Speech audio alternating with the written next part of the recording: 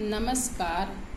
आज मैं विजय लक्ष्मी गुप्ता 12वीं कक्षा के सिलेबस के आधार पर आप लोगों के सामने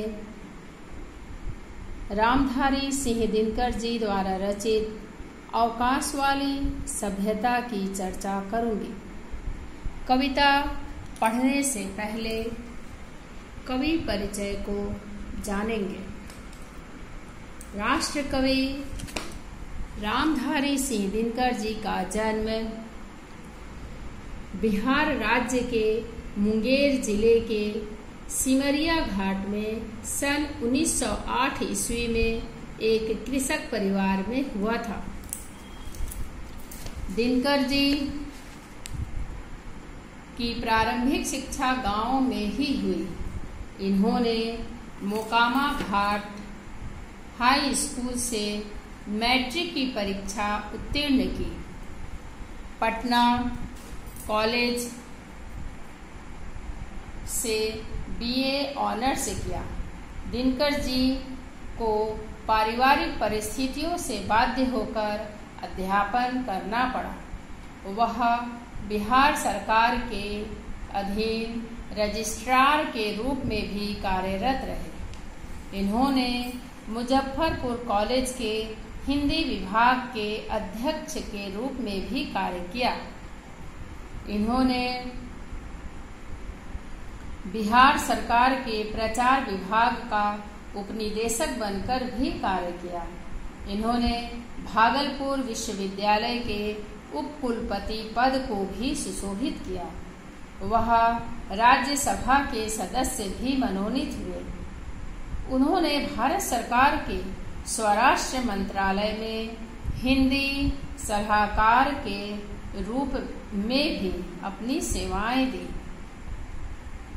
इनकी प्रमुख रचनाएं हैं कुरुक्षेत्र, रेणुका, हुंकार, रश्मिरथी, प्राणभंग, परशुराम की प्रतीक्षा, नीलकुसुम, उर्वशी आदि।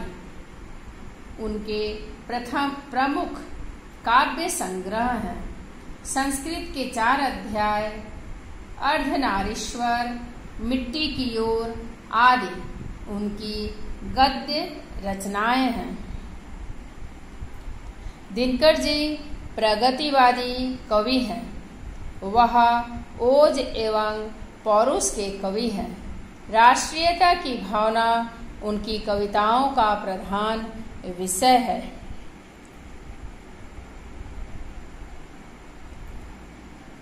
दिनकर जी सामाजिक समस्याओं के प्रति बेहद संवेदनशील रहे हैं। दीनहीन मजदूरों, किसानों, समाज के शोषित एवं पीड़ित जन समुदाय के सच्चे हमदर्द रहे हैं और तीखे आक्रोश के साथ सामाजिक वैषम्य एवं शोषण के खिलाफ आवाज उठाई है। दिनकर जी को अनेक सम्मान मिले हैं। संस्कृत के 4 अध्याय कृति पर उन्हें साहित्य अकादमी पुरस्कार प्राप्त हुआ। भागलपुर विश्वविद्यालय ने उन्हें डिलीट की उपाधि प्रदान की। उर्वशी काव्य के लिए उन्हें ज्ञानपीठ पुरस्कार से सम्मानित किया गया।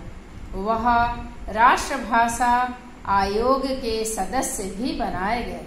भारत सरकार ने उन्हें पद्म भूषण से सम्मानित किया।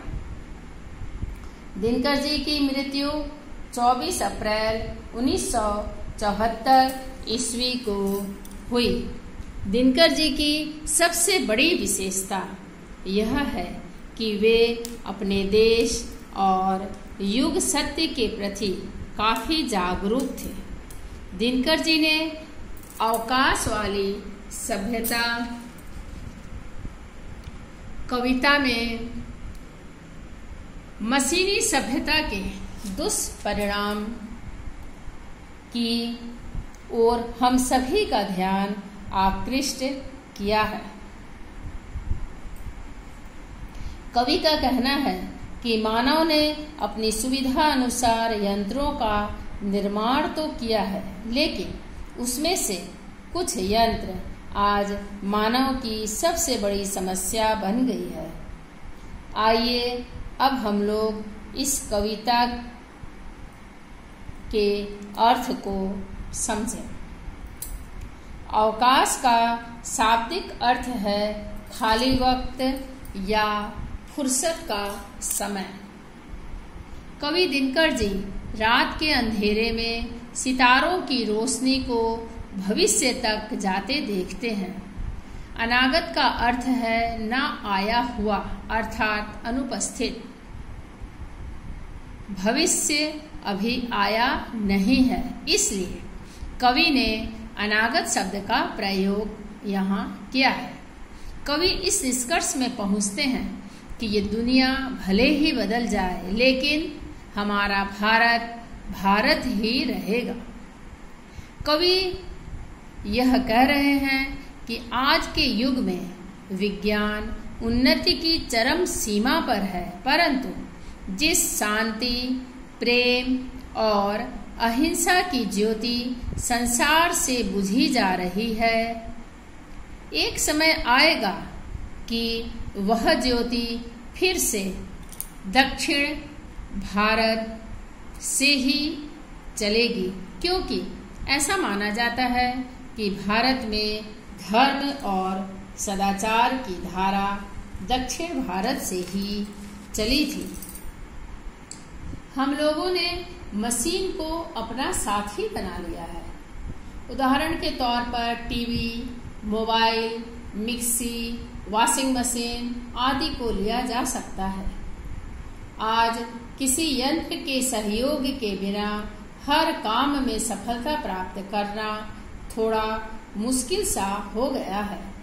कवि का कहना है कि एक समय ऐसा भी आएगा कि हम अपने ही बनाए हुई मशीनों का इस्तेमाल करते करते थक जाएंगे, तब हमें फिर उसी रोशनी में चलना पड़ेगा जिसकी रोशनी भारत से पूरे विश्व में गई थी। हम लोग यह जानते हैं कि हमारे शंकराचार्य जी ने आध्यात्मिकता और धार्मिक एकता को बनाए रखने के लिए भारत के 4 कोनों में 4 मठों की स्थापना की थी, जिनके नाम हैं साबरमती, पांडिचेरी, तिरुवण्णमलई और दक्षिणेश्वर। कवि का विश्वास है कि आने वाले समय में ये मठ ही मानवता के मूल पीठ होंगे। इन्हीं स्थलों से मानवता का संदेश पूरी दुनिया में जाएगा। जब दुनिया परमाणु हथियारों की ताप से झुलसेगी, तब विश्व को शीतलता की धारा भारत ही प्रदान करेगा। मृग मरीचिका के पीछे दौड़ती यह पीढ़ी जब थक जाएगी, तो भारत ही पीपल का वृक्ष बनकर उनके जीवन को शीतलता देगा। आज का मानव अधिक से अधिक सुखों के लालच में रोज नए नए आविष्कार कर रहा है। ये आविष्कार मानव कल्याण के लिए नहीं, बल्कि विनाश के लिए है। यदि आज भी मानव अपने इस लोभ का त्याग नहीं करेगा, तो यह लोभ ही उसके विनाश का कारण बनेगा। जापान के नागासाकी और हिरोशिमा के ध्वंसावशेष आज यही संदेश दे रहे हैं। गांधी जी ने भी आने वाले बुरे परिणामों को पहले ही समझ लिया था। मनुष्य यदि अपने मूल्यवान वक्त को यूं ही गुजर जाने देगा, तो यह बहुत ही बुरी बात है। मानव को चाहिए कि ज्यादातर वह अपने समय का सदुपयोग करते हुए उन्नति के पथ पर आगे की ओर बढ़ते जाए, क्योंकि एक कहावत भी है कि खाली दिमाग शैतान का घर होता है। यह कटु सत्य है कि यंत्रों के उपयोग के कारण ही बेरोजगारी भी बढ़ेगी, जबकि बेरोजगारी के कारण मनुष्य का मन बुरे कर्मों की ओर भी चला जाता है। इसलिए गांधी जी अपने आप को सदा व्यस्त रखने की बात करघे के माध्यम से कही है। दिनकर जी आने वाले समय का संकेत देते हुए कहते हैं कि वह समय दूर नहीं जब मनुष्य अपने खालीपन से ही अधिक दुखी होगा। आदमी खाएगा, पिएगा और मस्त भी रहेगा, उसे सिर्फ काम का ही अभाव होगा।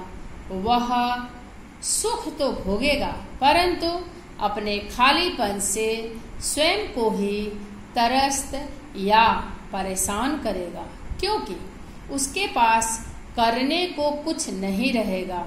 मशीनों के माध्यम से ही उसके सारे काम पूरे हो जाएंगे। दिनकर जी यह भी कहते हैं कि वे दिन आने ही वाले हैं जब दुनिया इस गलती को स्वीकारने के लिए बाध्य हो जाएगी कि केवल अपने सुखों के लिए विज्ञान का इस्तेमाल करना बुरा है। यदि खालीपन से स्वयं को त्रस्त या परेशान नहीं करना है तो हर आदमी को चाहिए कि वह हमेशा अपने कामों में व्यस्त रहे, क्योंकि दिन भर काम करने से थकावट का आना स्वाभाविक है और ऐसा व्यक्ति ही आराम करने का हकदार भी है। ऐसा नहीं होना चाहिए कि आराम करने वाला सिर्फ आराम ही करे और काम करने वाले को आराम करने का मौका ही ना मिले। अभी मैं आप लोगों के साथ दिनकर जी की कविता अवकाश वाली सभ्यता की चर्चा कर रही थी। मैं समझती हूँ कि यह कविता आपको अच्छी तरह से समझ में आ गई होगी। इसके बावजूद अगर इस कविता से जुड़े कोई समस्या हो तो आप उसे इसके कमेंट बॉक्स में अवश्य ही डालें। आपके प्रश्नों के उत्तर देने की पूरी कोशिश करूंगी। आपने मेरे वीडियो को देखा है, इसके लिए मैं आपको धन्यवाद देती हूँ और यह भी आग्रह करती हूँ कि आप अपने मित्रों को भी इसके बारे में बताएं और यदि आपको मेरा यह वीडियो पसंद आया हो तो लाइक और सब्सक्राइब करना ना भूलें। इसे शेयर भी करें। धन्यवाद।